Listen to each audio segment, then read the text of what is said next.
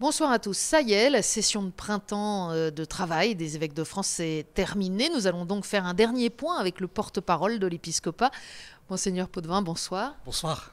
Merci d'être avec nous. Un mot sur le climat général de cette session très intense. Un climat vraiment fraternel. Moi, je vois des évêques qui rentrent chez eux ce soir dans la joie, dans la paix. Le ton est grave sur la société, mais ça n'est pas contradictoire. Alors, un des faits marquants, c'est évidemment l'élection d'une nouvelle équipe de présidence et de nombreux renouvellements à la tête des commissions. On peut souligner peut-être le caractère assez consensuel des figures qui ont été choisies. C'est nécessaire pour une assemblée dans laquelle il y a des vraies diversités? C'est plus que nécessaire, parce que les évêques ont des personnalités très fortes. La diversité, elle n'est pas qu'entre catholiques, elle est aussi entre évêques. C'est une richesse. Merci Seigneur, mais après il faut quand même gérer ça. Il faut trouver un père qui soit un président, qui ait cette capacité consensuelle que vous venez de souligner, et aussi une capacité libératrice des paroles. Or c'est un des charismes de Monseigneur Pontier. Il est capable de faire parler vraiment deux de ses frères très différents et de les faire cheminer l'un vers l'autre. Et ça, je crois que ça doit être une des grandes raisons spirituelles de son élection. Un texte important a été voté par les évêques au terme de plusieurs années de travail. C'est un nouveau statut pour l'enseignement catholique, un texte compliqué. D'un mot, quel en est l'esprit? Le statut, ça fait fuir, hein, ce mot, quelle horreur, un statut, un terme très austère. Moi, j'aime bien dire feuille de route. Ce sont les repères pour aujourd'hui et pour demain. Mais alors, le cœur de ce texte, c'est quoi? C'est de redire ce qu'on appelle le fameux caractère propre.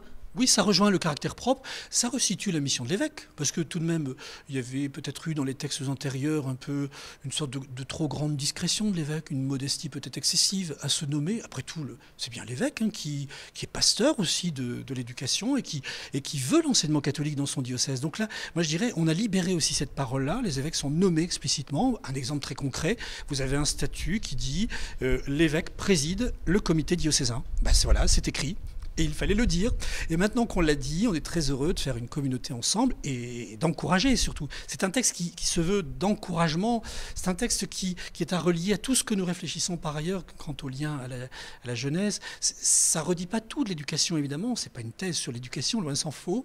Mais ça donne à la fois, des repères. Et puis ça permet vraiment d'organiser aussi très concrètement la communauté. Parce que c'est un peu une usine à gaz, l'enseignement catholique. C'est compliqué. Tout le monde le dit et ça a besoin quand même d'être un petit peu accompagné et guidé.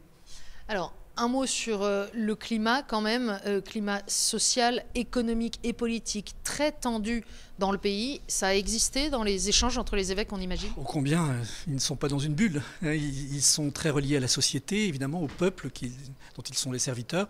Et donc évidemment, cette tension, elle est là, elle est très inquiétante. Parce qu'elle monte, en plus elle a des origines très, très diverses. La crise, la morosité, les réformes sociétales qui ne passent vraiment pas dans l'opinion. Les gens ne les acceptent pas en profondeur. Ça traumatise beaucoup de monde, la frustration est très grande. Énormément de personnes ne se sentent pas écoutées, indépendamment de toute considération politicienne. Et le cardinal a eu ce soir des paroles très fortes, des paroles d'espérance pour dire on ne s'enferme pas là-dedans, on ne répond pas par la violence. On doit être présent, déterminé, encourager les positions éthiques, mais toujours par un processus de paix, par une rencontre fraternelle, un respect de l'autre.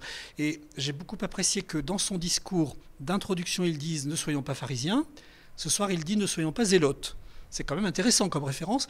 On va essayer donc d'être disciples du Christ dans la société très tendue que nous vivons. Merci Monseigneur, merci de nous avoir accompagnés pendant cette session. Très bonne soirée à tous.